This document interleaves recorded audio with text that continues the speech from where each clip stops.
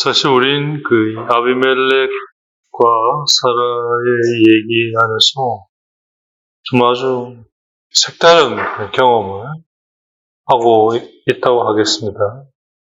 즉, 교부들이 보았던, 또 보고자 했던 그 알레고리 접근이 뭔지를 아주 정말 리얼하게 보여주고 있는 것 같아요. 그래서 드러난 것과 그것이 담고 있는 내용이 얼마나 다른지, 즉, 지나가는 것과 영원한 것이 같은 거 안에 있는데 얼마나 다른가도 볼 수 있죠. 이 다음 설교가 이삭의 태어남과 젖대기예요. 젖을 먹다가 이제 이유식이죠. 우리로 치면. 그게 뭘 의미하는가. 즉, 부드러운 음식에서 딱딱한 음식으로 넘어가는 거잖아요.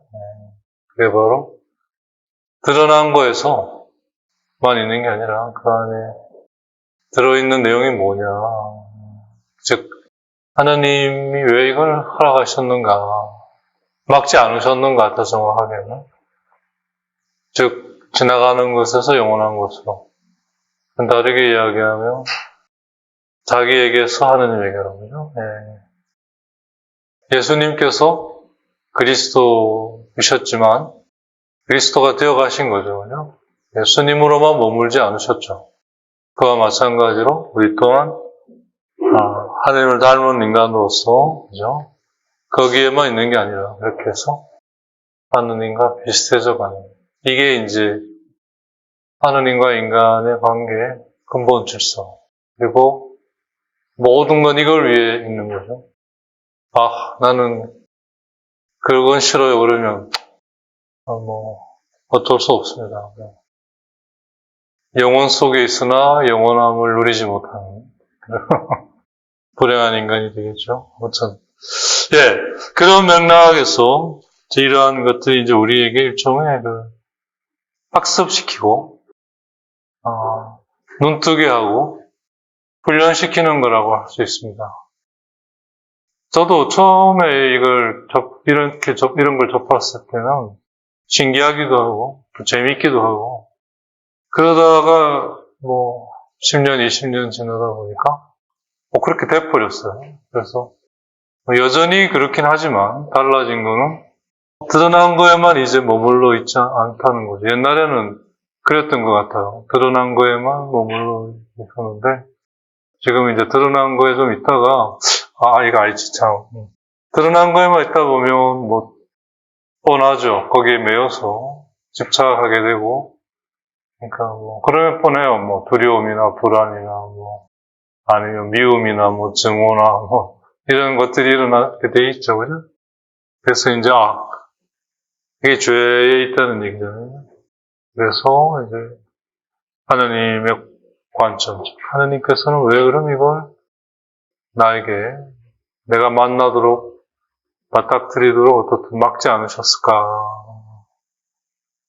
이제 모르죠. 어떻게 알아요, 그죠? 이제 그 속에서 믿음으로 하나님과 함께 있고자 하죠. 물론 그렇게만 있을 수는 없으니까 항상 말씀과 함께 하려고 하죠. 그렇지만 좀 그런 마음으로 거기에도 있는 거죠. 그러다 보면 이제 조금씩 1차 과정이 끝나고 이제 2차 과정이 들어서다 보면 점점점 조금씩 드러나죠. 그죠?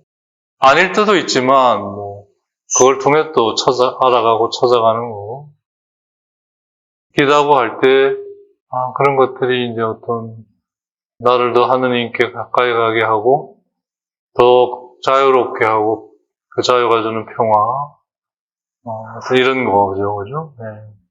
구원에 이르는 길. 더 넓어져 가는 어떤 또 가보지 않은 길을 지나왔다는 한 번도 그 길은 가보지 않은 거죠. 그런 것들. 이 아비멜렉과 사라의 얘기 속에도 이게 이제 아주 전형적으로 담겨 있죠. 그래서 아브라함이 롯과 함께 떠나서 이제 롯은 이제 자기가 가고 싶은 데로 갔죠. 아브라함은 이제 하느님이 보여준 거기에서 이제 머물고 있다가 다시 하느님이 이제 보여주시는 곳은 이제 다시 떠나죠. 근데 떠나는 곳이 이방인의 땅인 거죠. 여기에서 살아보고 누이라고 해라. 이런 지금 얘기가 뭘 말하는 건가. 그런 맥락 속에 지금 있는 거죠. 사실 이건 바로 우리가 겪는 문제와 똑같습니다. 매일매일 우리 하나님 보여주시는 새로움으로 가야 하고 또 갈 수밖에 없고 그래야 생명으로 이어지는 거지 않습니까? 죽음이란 그런 것이 중단된 상태, 단절된 상태라고 할 수 있죠. 그죠? 그럴 때마다 우린 이러한 아비멜렉과 사라와 아브라함이 겪었던 거 그대로 겪죠. 본질적으로. 겉모습은 다를지 몰라도. 그런 점에서 바로 우리의 얘기이기도 한 거죠. 그죠? 네. 그래서 지난 시간 사라는 이제 그 레스피 영이 인간을 이끌어간 그것의 그것으로 형성된 어떤 능력, 그 베리티유죠. 덕이라고 하죠. 그렇게 해서 형성된. 그러니까 이제 따름으로써 형성되는 것이죠. 그죠? 네, 그래서 여성성을 나타내주고, 그런 점에서 영은 이제 남성성을 드러내주고 있다고 자신이 봤습니다. 그래서 갈대야말로 그 사라라는 말이 그런 덕을 말하고 있다는 것이 이제 그런 의미라고 할 수 있겠고요. 그래서 이제 부부 관계죠. 사랑의 관계죠. 네. 그래서 이제 모든 관계가 그렇듯이 그 관계의 최절정은 사랑의 관계입니다. 이제 그걸 결국 하느님과의 관계로 이제 모아질 수밖에 없죠. 하느님 빼고 사랑 이제 또 허상이 돼버리는 거죠. 네. 이제 이런 점에서 덕은 누구와 나만이 독점할 수 있는 그런 성격의 것이 절대 아니죠. 그래서 이제 나의 아내와 같고 나의 또 다른 한 부분, 또 다른 나이기도 하지만 동시에 이것은 코무니카블 나눌 수 있다라는 말도 되겠습니다만 더 정확하게는 이제 코무니카블 이렇게 전할 수 있다. 뭐 다 같은 말이긴 합니다만 빛과 소금이 특성이 뭐예요, 그죠? 코무니카블이죠, 그죠? 빛이 전달되잖아요, 그죠? 네. 소금도 그 맛이 짠 맛이 전달이. 물론 그렇게 해서 전달이 되어야 나누어질 거 아니에요, 그죠? 네. 그러니까 결국 나누는 건데, 나누어지는 건데, 결국 이제 전달을 해서 나누어지는 거죠. 전달되는 게 결국 나누어지는 거죠. 퍼져나가는 그런. 네. 그래서 하늘에 관한 거는 그것이 나의 그 능력이 되기까지는 내가 이제 소유하는 형태로 있지만, 그게 이제 이루어지게 되면, 그때부터는 내가 소유하는 게 아니라, 자연스럽게 이제 빛과 소금처럼 커뮤니카블, 그러니까 전할 수 있는 것이 되고, 그래서 이제 나누어지게 되는 거예요. 결국 예수님의 삶, 즉 예수님께서 그리스도 하나님마저도 인간으로 오셔서 그냥 되신 게 아니죠. 그죠? 다 되어가는 거예요. 마찬가지로 하나님 자신도 여전히 당신이 하나님이심에도 불구하고 나 하나님이야 라고 폼 잡고 고정해 있지 않으시죠. 그러면 모든 존재는 그 순간 스탑 되어버리잖아요. 여전히 당신을 내어놓으시고 그 모든 것들이 이루어져 가도록 계속 당신을 주시잖아요. 그죠? 어쩌한 것도 그냥 되는 건 없는 거죠. 하나님의 전지전능도 당신을 내어주시는 걸 바탕으로 이루어져요. 그래서 가난하신 하나님, 자기 비우심이 하나님입니다.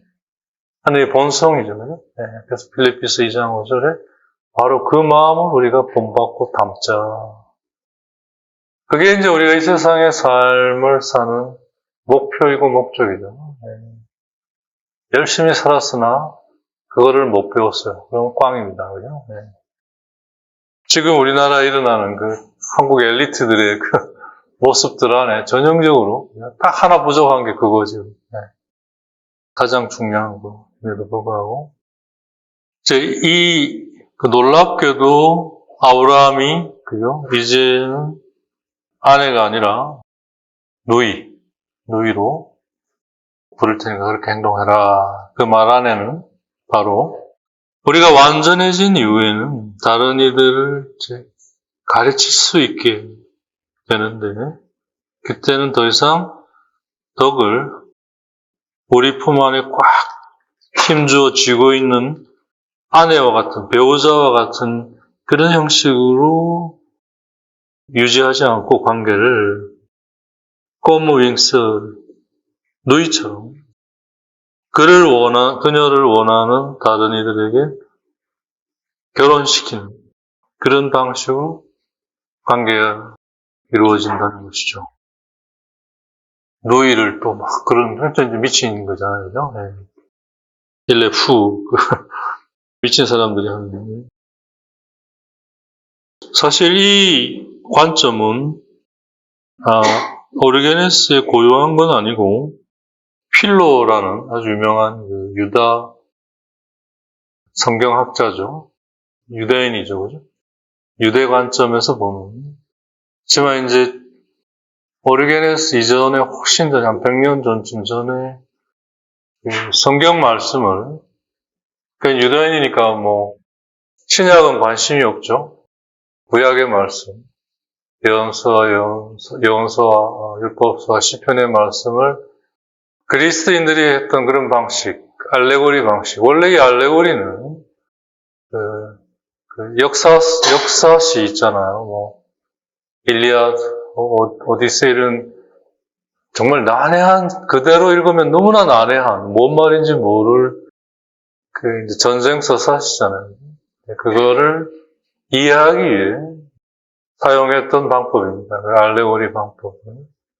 그걸 이제 그 필로가 성경에 도입을 했죠. 성경 이해에. 그건 굉장한 영향을 미쳤습니다. 그러니까 하나님께서는 누구에게도 완전하게 모든 걸 주시지 않아요. 심지어 카톨릭 교회마저도 배우도록 하죠. 서로를 배우도록. 그래서 지혜로운 자는 그래서 배우려고 하는 자고, 배우려면 들으려고 해야죠. 그죠? 그래서 오늘 복음 말씀도 그죠? 그 부자에게 그런 얘기 하잖아요. 아브라함이. 그들은 예언서 율법서의 말씀을 들으면 된다. 그죠? 읽으면 된다라고 우리는 보통 얘기를 하던데, 아브라함은 들으면 된다. 들으려면 읽어야죠. 네. 그러니까 중요한 건 들을 수 있는 거예요. 들을 수 있는. 그게 뭐냐면 그 내용을 받아들이는 거죠. 그냥 듣는 거는 소리일 뿐이죠. 그죠? 그 내용이 들릴 때 말씀이 되는 거잖아요. 소리와 말씀의 차이가 그거잖아요. 그죠? 네. 음악도 마찬가지죠. 클래식 음악이나 이런 거 그냥 들으면 소리일 뿐이죠. 그러니까 재미없죠. 근데 이제 그게 듣다 보면 어떤 뭔가를 가져다 주죠. 그죠? 뭔가를, 클래식 이런 거. 그게 이제 말씀이 되는 순간이죠. 신학 영적으로 표현을 하면. 모든 건 그렇게 외연을 가지고 있지만 그 안에 내용이 담겨 있다는 거잖아요. 다른 말로 듣는 거로 볼 때 소리지만 그 안에 있다 보면 그 내용이 말씀이 된다는 얘기거든요. 그게 바로 이제 이언과 덕의 관계, 하느님과 인간의 관계, 그런 바탕 위에 이제 있는 거죠. 이렇게 해서 이제 그게 내 안에 이루어지게 되다 보면 더 이상 우리는 이걸 소유하지 않는다는 거죠. 이건 나만의 것이 아니기 때문에 코무니카블, 전할 수 있게 되고, 그러니까 퍼져나가게 돼 있는 거거든요. 빛이 그런 것처럼, 소금이 그런 것처럼. 그래서 마치 누이처럼 그걸 원하는 사람이면 다 결혼할 수 있는 거죠. 내 누이니까 안 돼. 이럴 수는 없다는 거죠. 요즘 뭐 그런 개념조차도 없지만, 그렇다면 큰일 나죠, 그죠? 누나한테 작살 나는 거예요. 옛날에는 아무래도, 특히 또 이런 유목 민족들에게 있어서는 그런 것들이 중요한, 지금도 아직 남아있잖아요, 그죠? 그래서 특히 뭐 누나나 여동생이 뭐 집안의 명예를 더럽혔다 하면 그냥 가족이 죽여버리잖아요, 그죠? 그게 뭐 얼마나 심하냐면 몇 대가 지나도 복수를 한다잖아요. 그 명예 때문에. 그 참된 명예도 아닌데. 이제 이렇게 좀 보면, 말씀이 뭘 얘기하는지 좀 감이 열리죠, 그죠? 네. 즉, 지혜를 원하는 사람에게 지혜는 속해 있는 거죠. 그래서 아브라함이 자기가 있던 곳에서 떠나서 이방인의 땅으로 들어갈 때 그걸 모르는 사람들에게는 누이라고 얘기를 하고 그렇게 행동하도록 한 이유가 이게 소유가 아니라 나눔에 대한 것이기 때문에. 그래서 하나님의 말씀이 이렇게 완전해진 이들에게 잠언 7장 4절에서 벌써 이야기하고 있다는 거죠. 지혜가 너의 누이라는 걸 지혜가 이야기하고 있다. 그러니까 지혜라고 하는 게 이제 하나님에 대한 알을 말하는 거잖아요. 성경이 말하는 지혜라는 게. 그게 바로 누이다. 이건 바로 커뮤니카블. 전할 수 있는 것이다. 그러니까 이제 결국 예수님의 순환과 죽으심도 결국 이제 인간의 소유와 하느님 안에서 이 전함의 이 충돌이죠. 즉, 죄란 소유죠. 나를 위한 소유. 은총은 나눔을 말하는 거예요. 모두에게 열려있는. 거기에 한가운데 이제 예수님이 당신을 내놓으신 거죠. 그래서 거기에 참으로 다다르게 되면 우리는 그러신 그분에 대해 같이 죽을 수밖에 없다는 거죠. 그분이 그런 우리를 위해 죽으신 것처럼 그걸 통해 그분의 죽음에 자기가 동참할 수밖에 없다는 거죠. 그걸 보면서도 나는 나를 위해 살 거야. 그래서 복음의 유명한 말씀이죠. 자기를 살려는 사람은 죽게 될 것이고 나와 내가 전하는 것 때문에 죽게 되는 사람은 살게 될 것이다. 그래서 걱정하지 마라. 너희들이 필요로 하는 건 모든 것이 주어진다. 너희들은 이 하느님이 의롭게 여기시는 거 이걸 구하라. 그냥 된다는 게 아니잖아요. 구하라 이래요. 찾고 구하고 두드리고 이렇게 해서 되어가라는 거거든요. 네. 그리스도께서도 그리스도가 되어가셨는데 하나님도 지금 하나님으로서 그냥 하나님이야 라고 하시지 않잖아요. 하나님답게 그렇게 해서 계속 하나님이 되어가시는 거잖아요. 어떤 점에서는 하나님답게 그래서 생명이죠. 그죠? 생명이고 중단 없음이고 그죠? 그래서 사랑이 되는 거죠, 결국은. 이게 이제 그리스도교, 즉 하느님께서 예언자들을 통해, 성도들과 예언자들을 통해, 그리고 마지막에 당신 아들을 통해 나누어 주신 당신에 관한 것이고, 바로 그분이 한 인격체가 예수님이시잖아요. 예수 그리스도. 이렇게.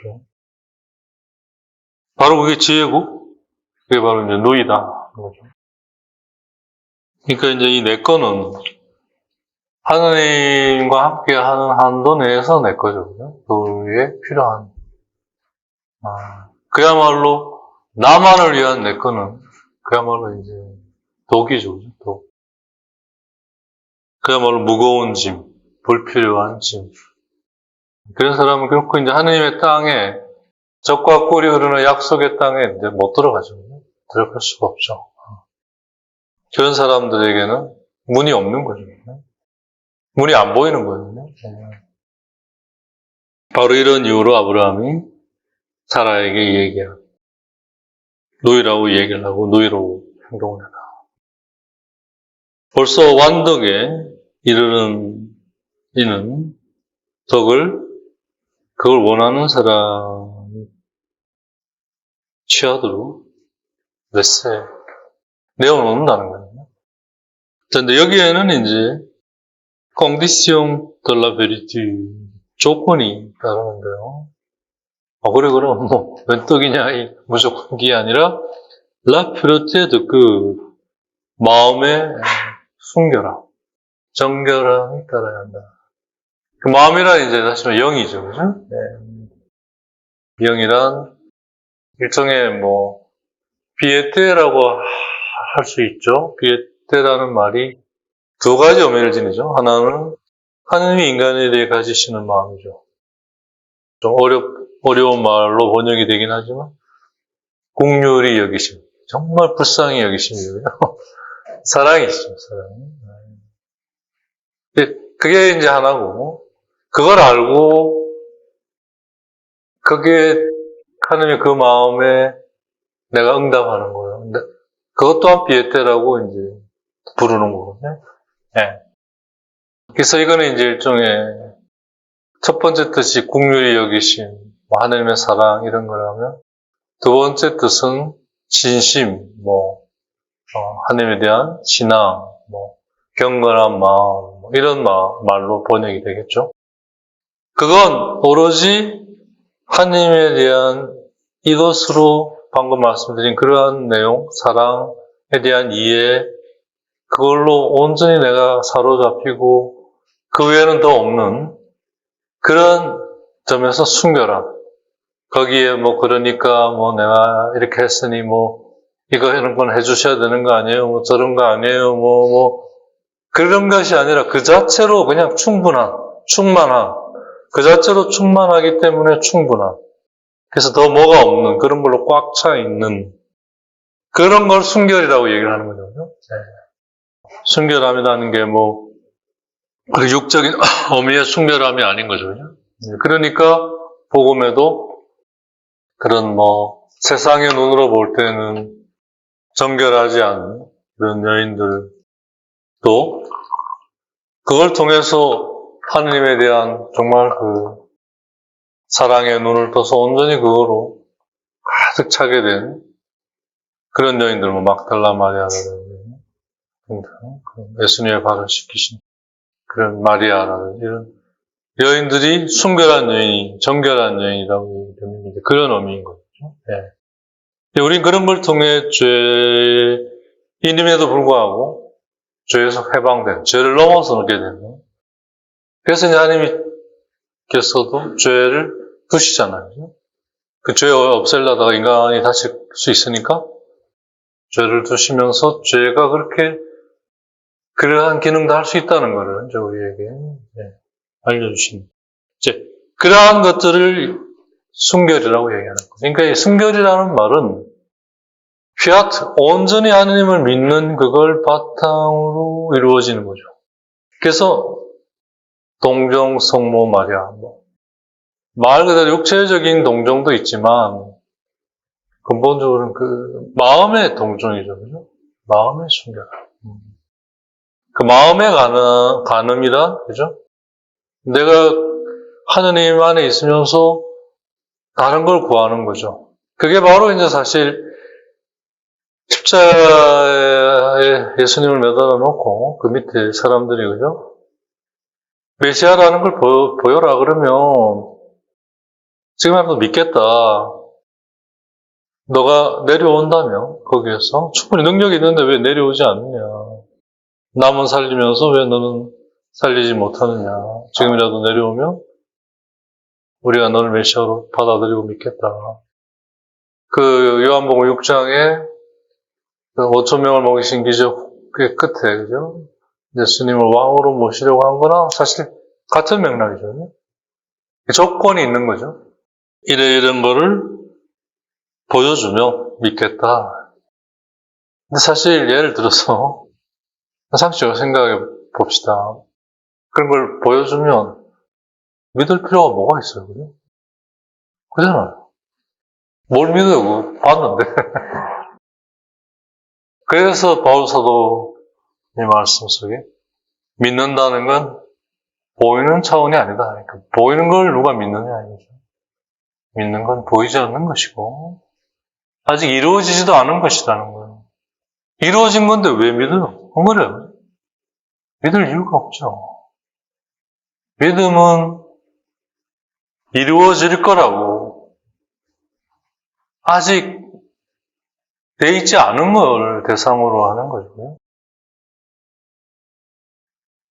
아직 내가 아파트 당첨이 안 됐으니까 믿다가 당첨이 되면 그때는 믿을 필요가 없잖아요. 그러니까 가짜 믿음이 되는 거잖아요. 그런 게 뭐가 믿음이에요? 그래서 믿음은 그런 점에서 보면 영원히 완성되어 가는 것이죠. 믿음의 완성체는 없죠. 그죠? 믿음의 완성체는 그래서 믿음이 완성되어 가는 거죠. 희망이 그 힘을 끌어가는 거잖아요. 그래서 그걸 통해 사랑이 이제 형성이 되고 사랑이 이제 나 안에 엮어져 가는 거잖아요. 하나님과 나와의 관계를 이제 코뮤니오 상호 통교가 가능해지는 거잖아요. 그렇게 해서 그러니까 이제 이게 문법으로 치면 언어 문법으로 치면 이거 완료라고 생각해 버리면 이제 이거 안 되는 거예요. 계속 진행형이죠. 진행형. 그런 것들이 다 순결함을 말하는 거예요. 순결함. 그러니까 그냥 육적인 의미의 그 순결함과는 좀 다른 거죠. 완전히 다른 거죠.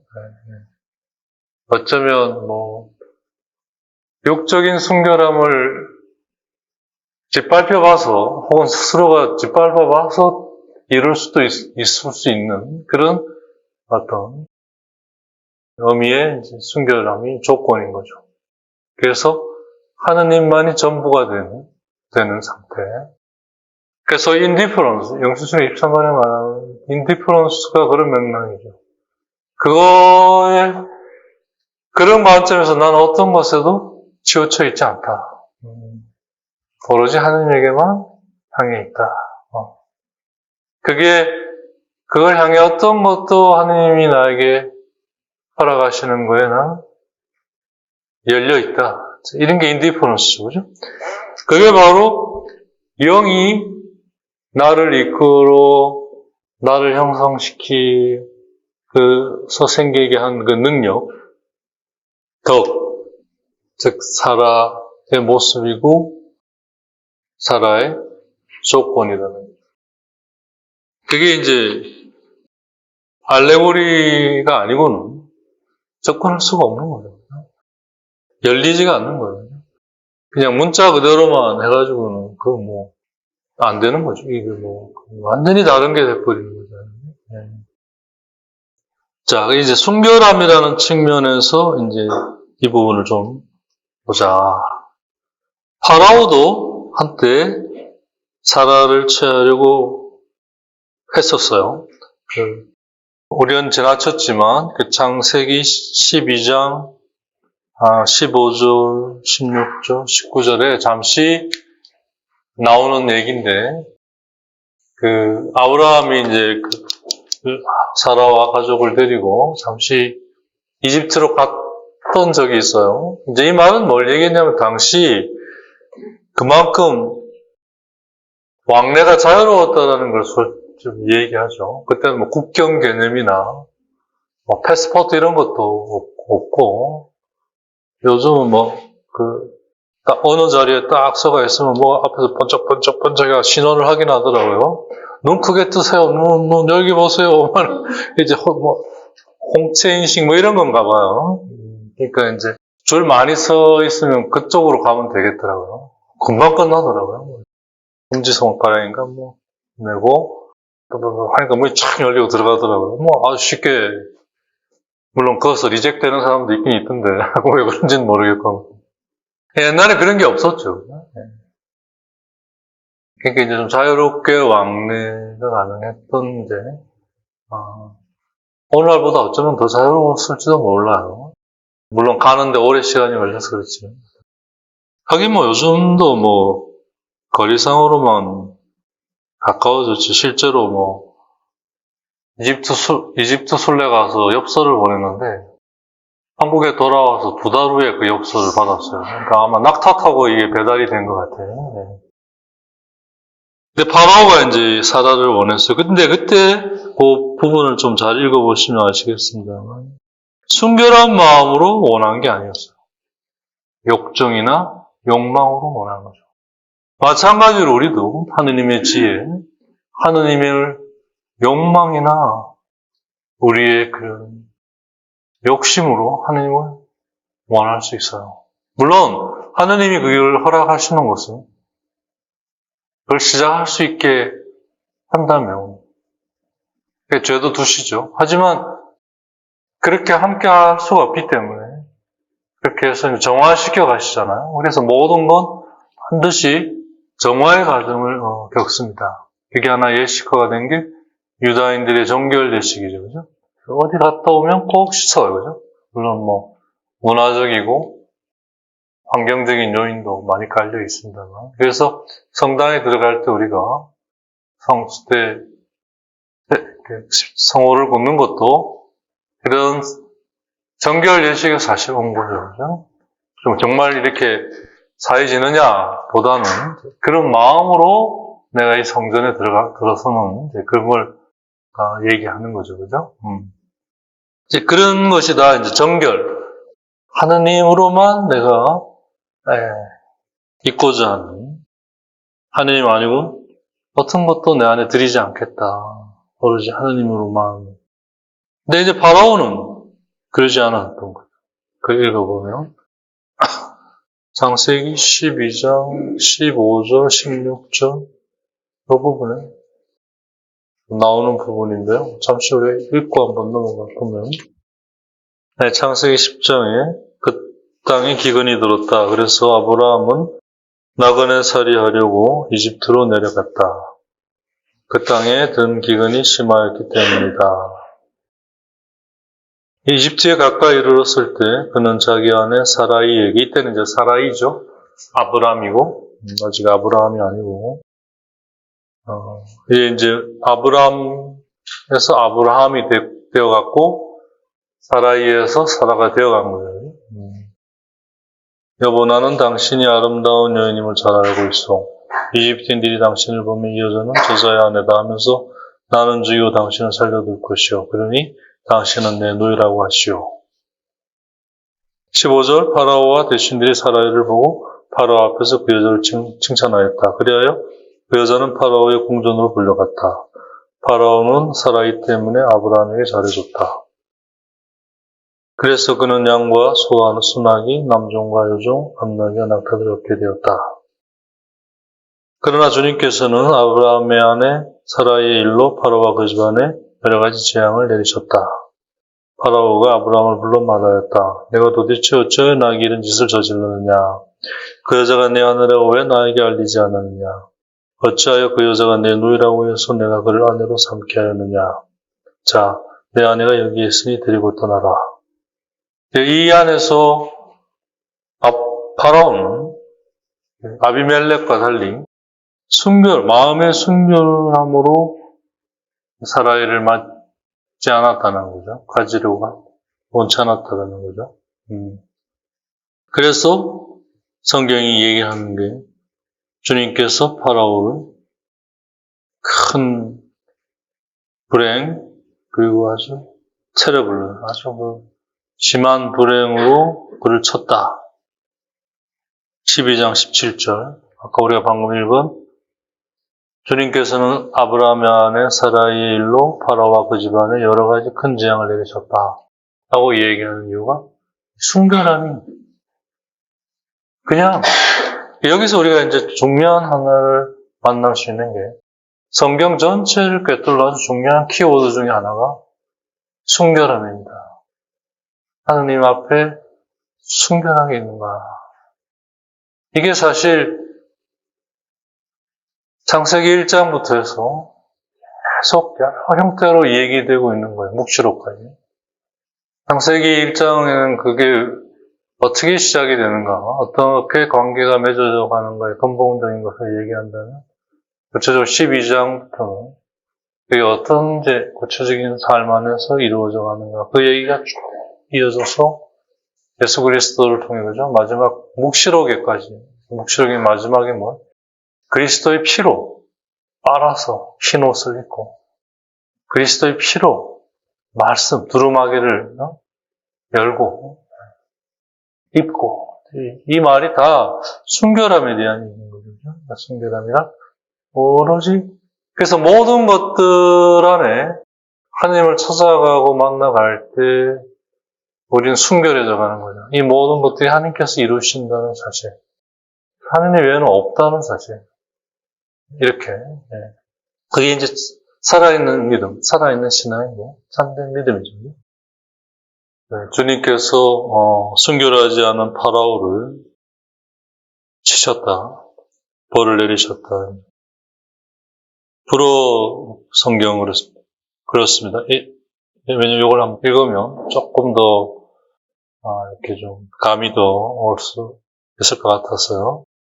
Le Seigneur frappa Pharaon de grand et terrible malheur. 프라빠 하면 이제 불어, 프라페의 이제 대과거죠. 했다. 옛날에. 어쨌든 중요한 게 프라페 하면 친다 이런 말이에요. 채찍으로 친다. 그 맞는 거죠, 그죠? 뭐로? 더 그랑 에 테리블르. 크고도 아주 참혹한. 영어로 하면 big and terrible 이런 거죠. 말르르 하면 불행이죠, 그죠? 뭐 나쁜 일 이런 거. 이제 파라오처럼 순결하지 못해 결국 믿음이 없는, 그래서 지혜에 다다를 수 없는 인간은 지금 자기에게 펼쳐지는 이 상황을 신이 때리는 걸로 여기는 거죠. 난 잘못한 거 없는데 왜 때리냐, 이거죠. 그것도 자기가 이 상황에 대해 덜 순결할수록, 그래서 그만큼 덜 믿음이 없어서 덜 지혜로울수록 그건 그랑의 테레블, 더 크게 느껴질 것이고 더 크게 다가올 것이고 더 참혹하게 다가올 거예요. 말로 불행이라는 거. 근데 그 불행이라는 게 보면 자기가 원치 않는 걸 말하는 거예요. 자기가 원하는 건 본능인데 자기 관점이죠. 그죠?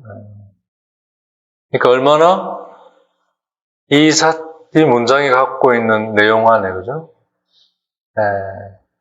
자기가 그렇게 있을수록 이 상황은 말로 불행으로 여겨지고, 그게 어느 정도냐에 따라 그만큼 더 크고 참혹하게 맞는 걸로, 이제 만일 믿음의 바탕을 더 순결하여,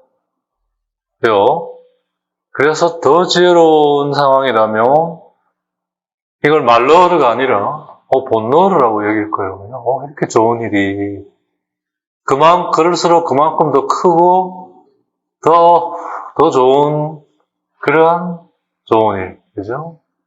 그 앞에 치는 게 아니라 나에게 나누시는, 같은 건데 다룰 수 없죠, 그죠? 같은 건데 분명히 파라오 같은 사람은 이걸 이렇게 느낄 거예요.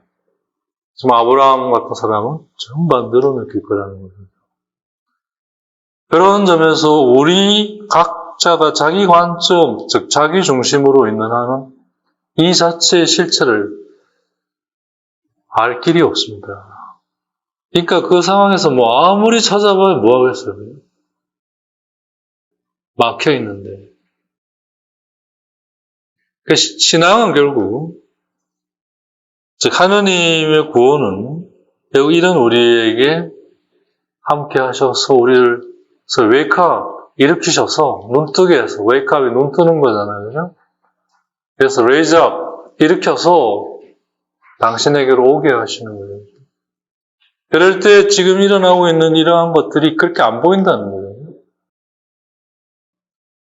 이제 그걸 지혜라는 말로 이해했고, 처음부터 그걸 지혜라고 이해하진 않았죠. 그죠?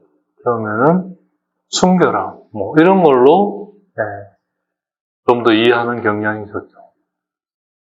그러니까 같은 거라도, 상황이 어떠했냐에 따라 좀 표현이 좀 다른데, 초기로 갈수록 표현들이 제가 보기에는 더 본래의 그것과 부합하는 것 같아요. 후대로 갈수록 굉장히 표현은 멋있어지는데, 추상적이 되는 거, 지혜. 얼마나 추상적이에요, 그죠? 그게 다 이런 역사적인 맥락이 따라줄 때, 풍요로운 건데, 그러지 않고 지혜하면 또 다른 오해를 가져올 그런 대상이 되어버리는 거예요. 믿음에 출발하여 그 믿음이 가져다 주는 순결함. 그게 지혜를 가져다 주는, 그게 완성. 구원을 가져다 주는 충만함을. 그러고 보니까 맨 처음에 하느님이 우리에게 그렇게 축복을 해주신 거거든요. 많이 낳고 번성하고, 가득 채우고, 그리고 지배하여라. 이 안에 있는 거예요, 그죠? 우리 삶이. 그래서 파라오의 이름이 엑스테르미나터입니다. 왜 누구야, 영화 터미네이터. 여성분들은 그런 영화 별로 안 좋아하죠, 그죠? 남자들은, 그런 거 굉장히 좋아. 슈바이처네건가? 왜? 이런 사람 나오죠. 터미네이터보다 더한 게 엑스테르미나터입니다. 완전히 절멸시킨다, 이런 뜻이거든요. 엑스테르미나터. 더 이제 좀 센 말이죠. 파라오의 뜻이 엑스테르미나터라는 거예요. 다 절멸시켜버리는 거죠. 다 죽여버리는 거예요. 다 때려 부숴버리는 거죠. 뭘 다 때려 부시냐? 하느님이 인간에게 하시고자 하시고, 그래서 함께 하셔서 일깨우시고, 일으키시고자 하시는 모든 걸 엑스테르미나터, 다 때려 부셔버리는 거예요. 바로 그게 루카복음 15장에 작은 아들이 아버지의 것을 가지고 세상으로 떠났다. 그리고 세상에서 그는 흥청망청 다 탕진했다.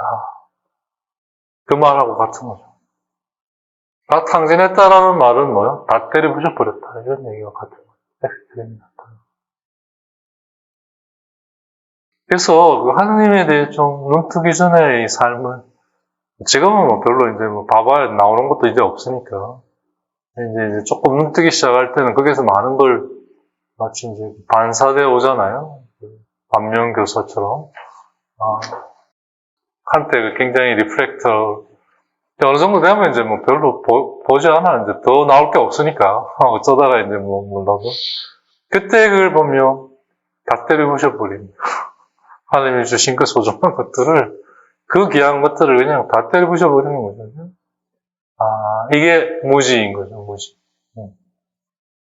무지란 단순히 모르는 걸로 끝나는 게 아니에요. 엑스트리미나스형이 절멸이 일어나는 거죠.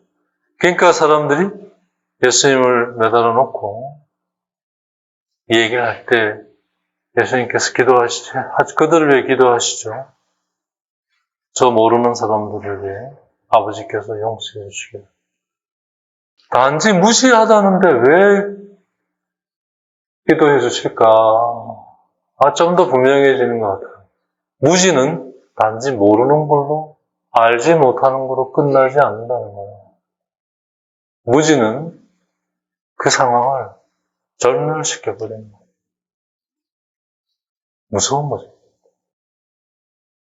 그래서 좀 정리하면 상황이 어떻든 간에 신앙의 눈으로 볼 때 믿음을 잃고, 그래서 이제 새 속의 것에 물들어.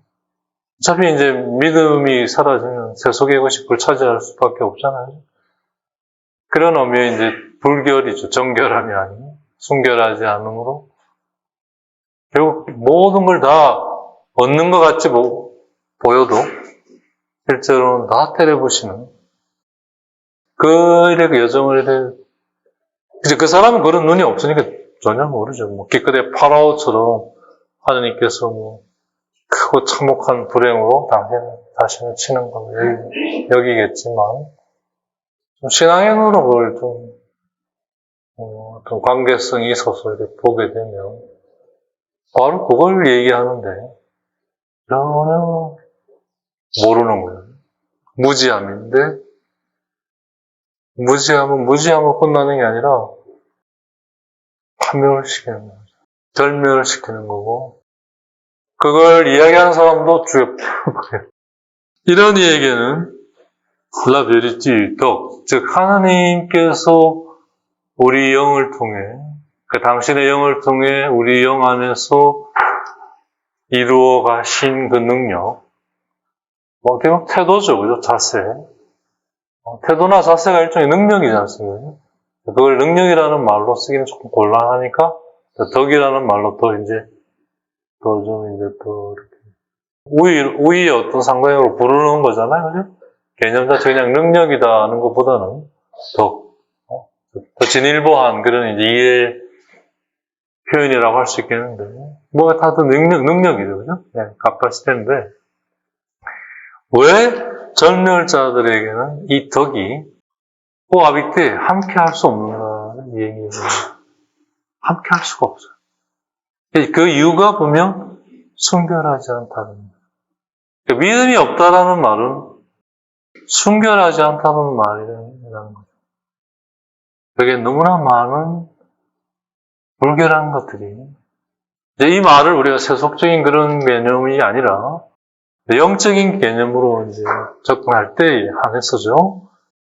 순결, 불결을 얘기하는 이게 세속적인 그런 기준이 아니라 영적인 그런 관점에서 하느님 아닌 어떠한 거라도 하느님에 관한 것이 아닌 것이 들어올 때는 아무리 뭘 해도 라베리티 이게 형성이 될 수가 없다는 얘기거든요.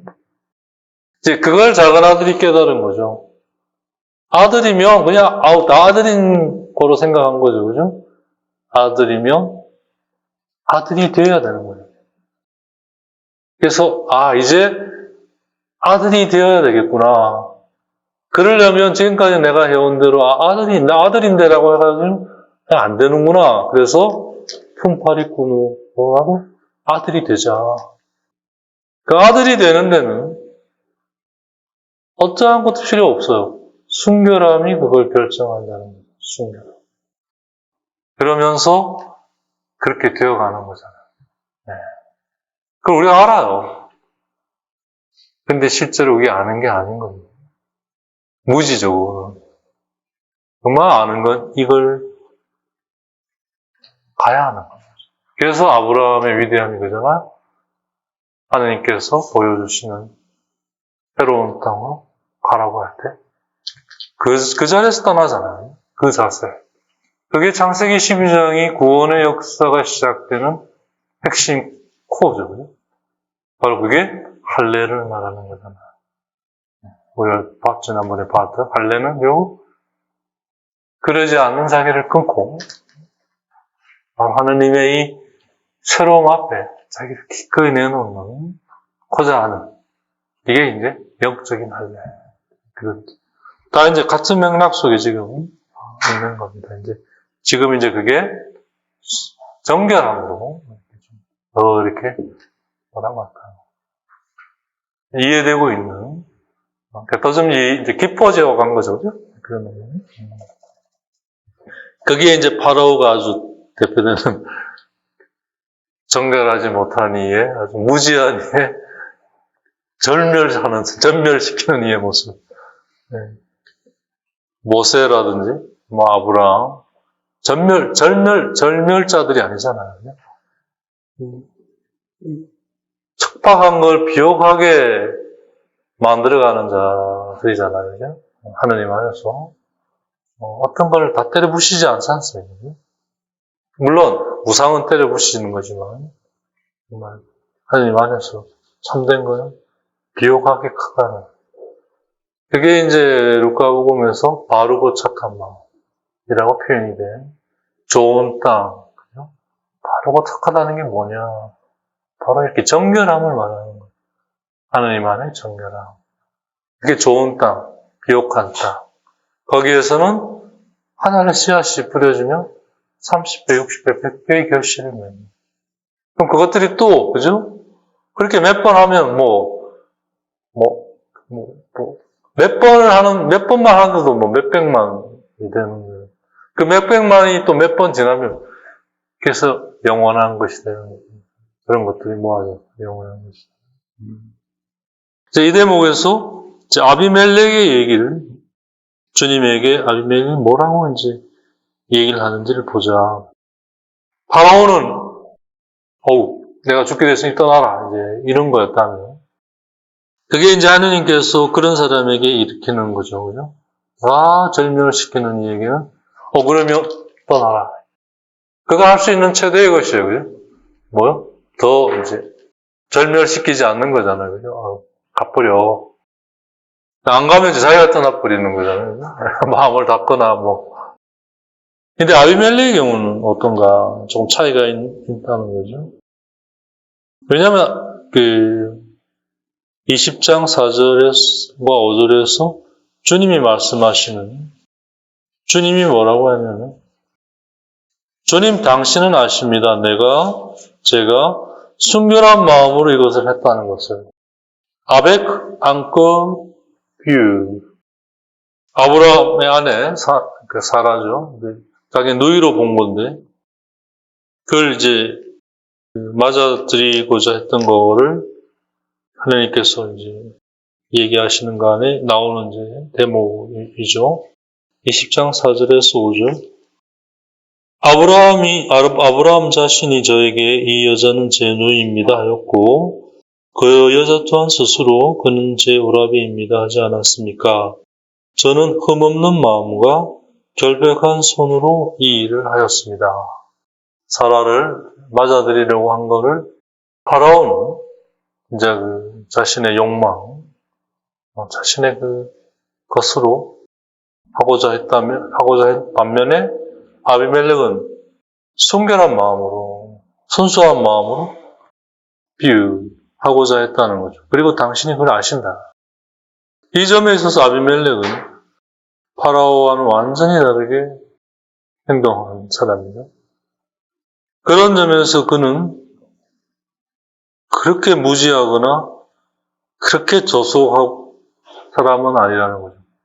근데 영적으로 조속한 거는 무지한 거와 같은 거거든요. 무지한 게 조속하고, 조속하다는 것은 바로 진부한 거예요.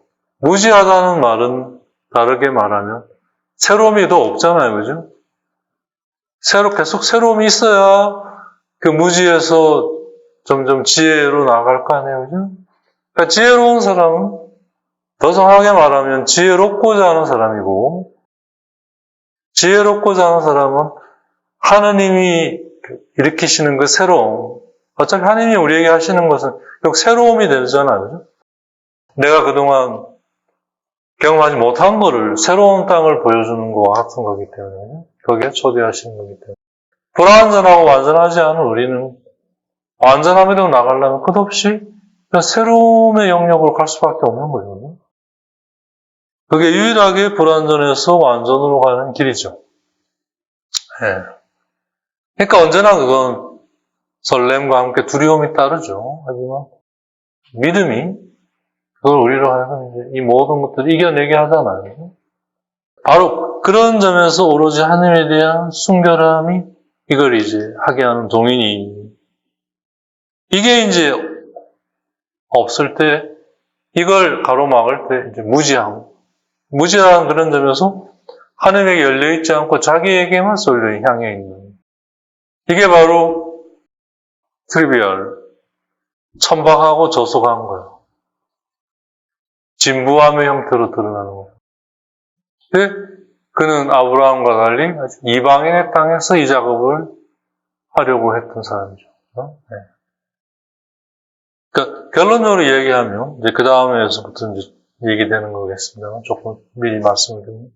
아직 때가 오지 않은 거죠. 아직은 하느님께서 이걸 아브라함 안에서만 이루어 가시고자. 그러니까 이제 이렇게 확장하면 이런 거예요. 그분이 인간으로 오시기 전까지는 이 작업을 유다민족이라고 하는 한 민족을 통해 해오신 거죠. 이걸 통해 이제 준비시켜 오신 거죠. 그럼 다른 민족은 그럼 들러리냐, 우린 그럼 핫바지냐, 이게 아니라 다른 민족에게는 거기에 막가진 것들을 보유하게 주신 거죠.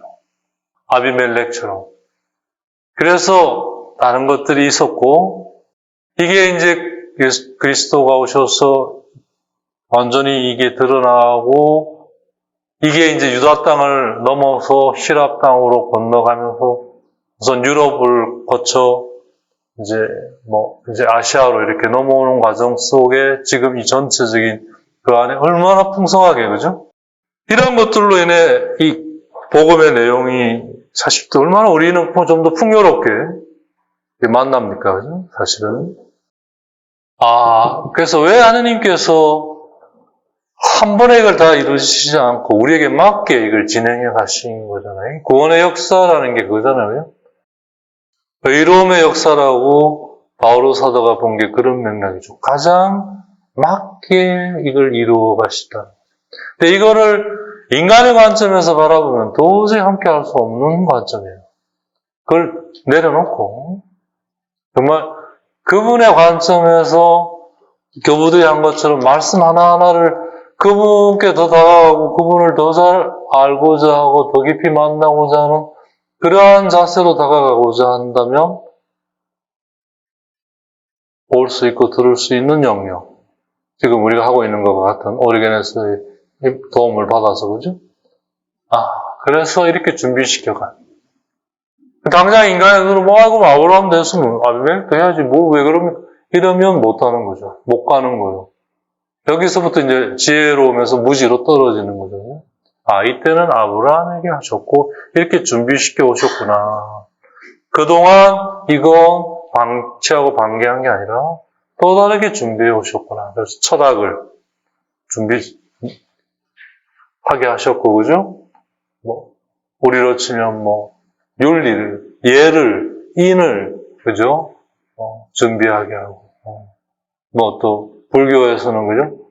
또 다른 어떤 깨달음이라든지, 거기에 대한 득도라든지, 비움이라든지, 이러한 쪽으로 다 준비시켜 오신 거죠. 그걸 이제 당신의 아들이 오신 이후로 온 세상에 이걸 가게 하시면서 그것과 만나 풍요로워지게.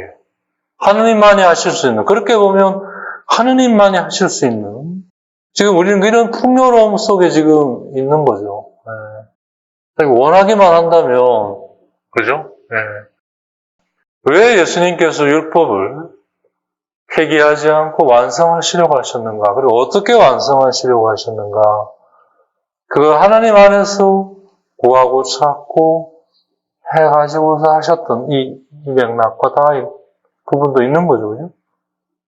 전혀 다른 시간과 공간 속에서 꼭 그런 목적은 아니었을지 몰라도 큰 방향에서 같은 방향으로 가고 있었다라는 이 놀라운 사실이, 그게 우리를 풍요롭게 하는 거죠. 사실은.